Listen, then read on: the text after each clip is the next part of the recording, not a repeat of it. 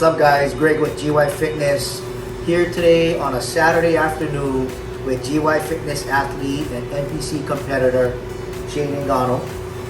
And we really wanted to showcase our athletes and kind of chit chat about some of the things that's coming up. There's the Maui Ikaika Classics on May 8th that's happening at the Hawaii Theater in Chinatown in the city of Honolulu. And Shane is actually competing in that show. And we just really wanted to get together with Shane just to kind of get an idea of how his prep is going, and maybe even just to get to know Shane a little bit more, because I know a bunch of you guys have seen Shane at the gym. He's hard not to miss because he's probably the most ripped guy in every single gym that he visits, And so we're about 3 weeks out now. And Shane, so why don't you tell us a little bit about this prep? I mean, how long have you been getting ready for the show? And maybe kind of just run us through your, you don't have to give specifics on your diet, but maybe talk a little bit about diet, about training, and, all that good stuff. Okay. It's been with COVID and everything, the layoff from competing, it's been over a year. So getting back into the groove of things, it's been a little bit difficult. A lot of obstacles, getting back into the dieting, balancing out the work-life balance, and putting training into that, prepping for a show, it can get kind of crazy. Mm-hmm. But this prep, it took a little bit to start getting the wheels moving again. Not having carbs for a little bit and having to take, desserts and the stuff we love eating away for a period of time, that it can get pretty frustrating, but it's well worth it. I do have goals. I want to one day, compete for my pro card. Mm-hmm. I'm not getting any younger. I'm pretty old, in my 40s now, so it's time to put the metal down and just keep pushing. Yeah. So you have the Maui Ikaika Classics coming up in 3 weeks. Yep. What's your plans after that? I kind of heard chit chat about you maybe hitting Pittsburgh. Is that kind of what you have in mind? I do have that in mind. It's just there's a lot of expenses that go with it, and I don't think people realize that with competitors. Although we train, we diet, people gotta understand there's a lot of money that we invest into competing.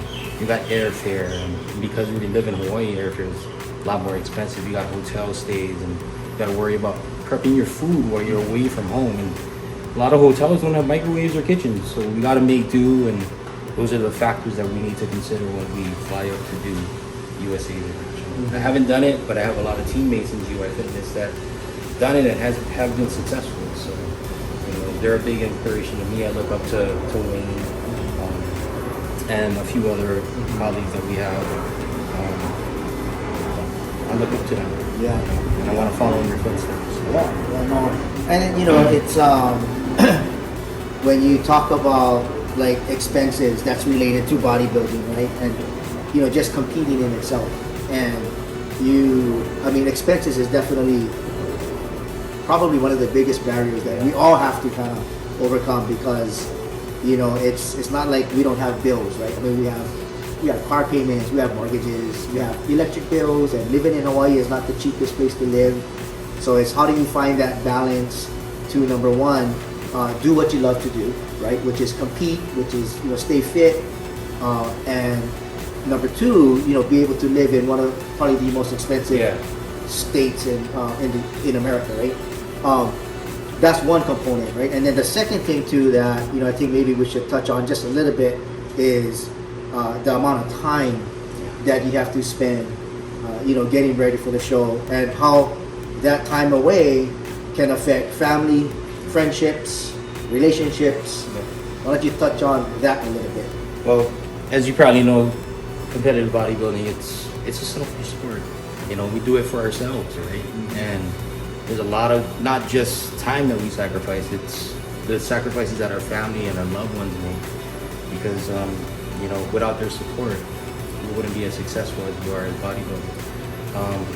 It really depends on how your body is tuned in. I used to do, I remember my first show, I did almost a 24-week prep.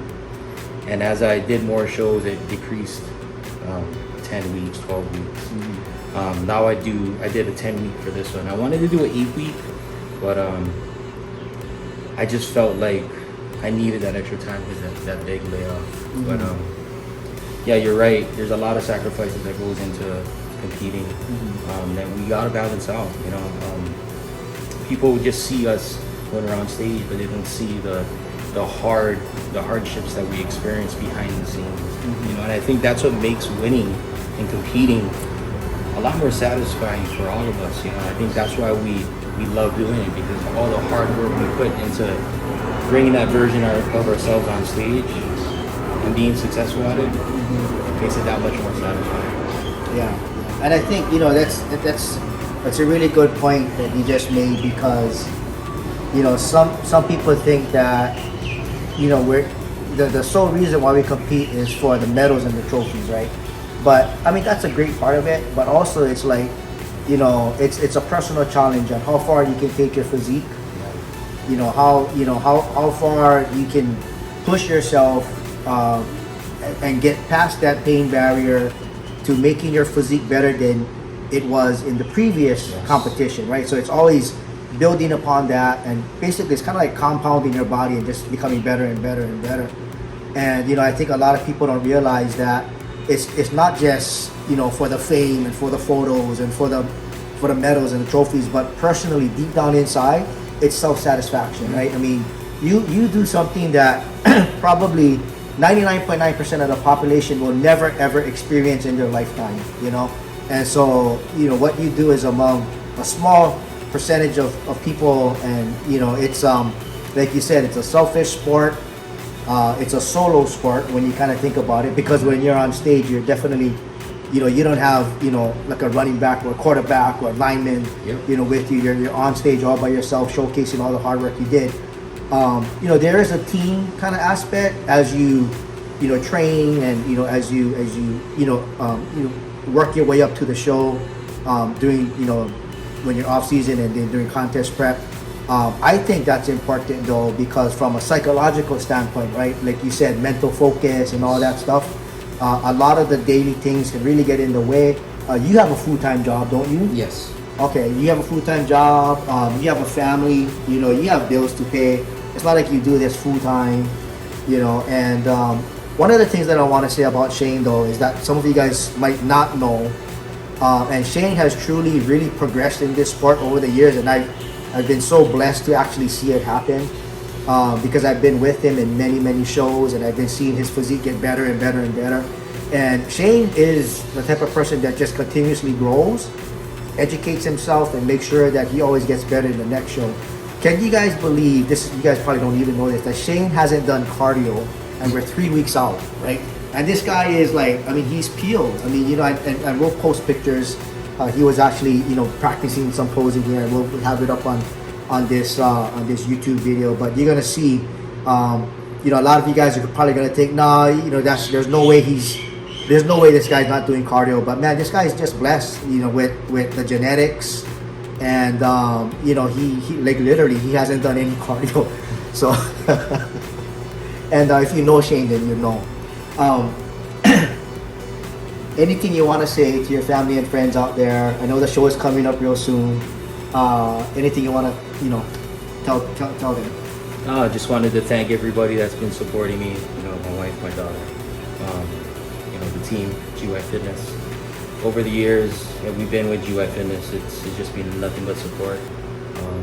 Whenever I run into our teammates at the gym, it's nothing but love. We support each other, and I think that has to do with the success that we experience as the people around us. And you know, I'm very thankful for having the people surrounding me through this journey, because without them, this journey would probably be harder than anything I've ever done in my life, without the people around me. So I wanted to thank everybody that supports me, and you know, my decision to be crazy sometimes, but yeah, but thank you everybody. I appreciate you guys. Real quick, Shane, I kind of missed this in the beginning. Tell everybody, you know, what you're competing in on May 8th at the Maui Ikaika Classics. So at the Maui Ikaika Classic, I'll be doing Open Classic and Masters Classic. I'm an uncle. Uncle status already, so I'm eligible to do the 35 and over. But I'll be try my best to win the classes. And, you know, do my best. Yeah, see what happens. Yeah. Right? The last show you did was the Ikaika in 2019. What was the result of that show? I got first in the Open in Class A. Unfortunately, we had Jason Choi. As you guys all know, Jason Choi is a beast. Yeah, I had to compete against him for the overall. I look like a little kid next to him, but you know, you live and you learn and you try and improve. Hopefully, I made improvements this year. It shows on stage. Yep, absolutely. Yep. And I think you guys are going to see something different come May 8th. So come down to the Maui Classics and you'll see Shane on stage, classic physique, A class. What's the cap on the weight for that? 170. 170. It used to be 165. That's why I was like trying to dial down, but I found out I need weight Okay. 4 days ago. So So again, no cardio, guys. Trust me, he's not doing any cardio.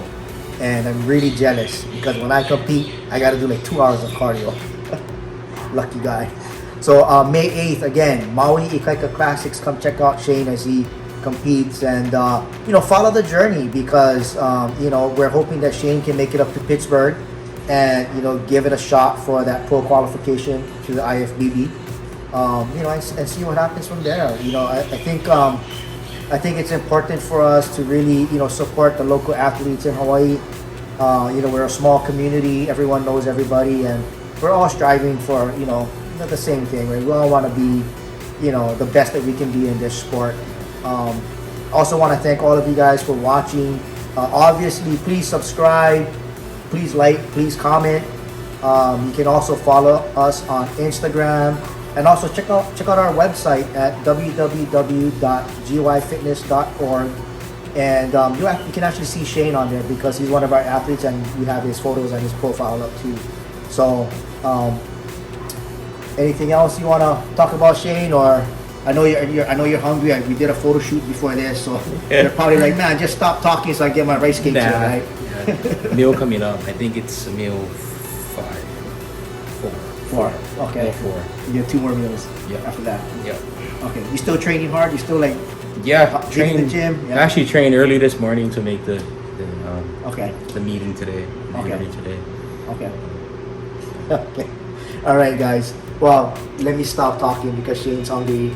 He still has to drive away. But yeah, stay tuned for more videos from GY Fitness. I'm Greg. This is Shane. We got Rose in the back.